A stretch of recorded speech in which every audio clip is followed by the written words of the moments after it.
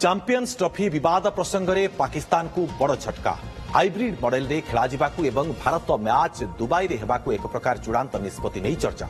पाकिस्तान रे खेलाजिबाकू थिबा champions trophy को नहीं विवाद लागि रहिथिबा बेले सामना को आसुछि एभली किछि बड़ अपडेट। आसंता वर्ष खेलाजिबाकू थिबा चैंपियंस ट्रॉफी हाइब्रिड मॉडल रे खेलाजिबो एवं भारतर मैच गुड़िक दुबई रे खेलाजिबो बोली एक प्रकार निष्पत्ति होई सारिथिबा खबर सामना को आसुछि। जातीय गणमाध्यम रे एनै खबर प्रकाश पाइछि।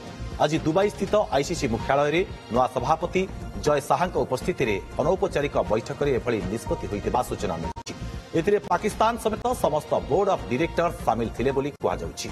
आसंता वर्ष फेब्रुआरी मार्च रे खेलाजिबो चैंपियंस ट्रॉफी। एथि सहित आगामी 3 वर्ष जाए परस्पर माटी रे क्रिकेट खेलिबेनी भारत और पाकिस्तान। 2027 जाए भारत पाकिस्तान को खेलिबा पई जीवनी कि आम देश को आसीबेनी पाकिस्तान क्रिकेट खेलाड़ी। समस्त आईसीसी टूर्नामेंट पई ए निष्पत्ति होइछि।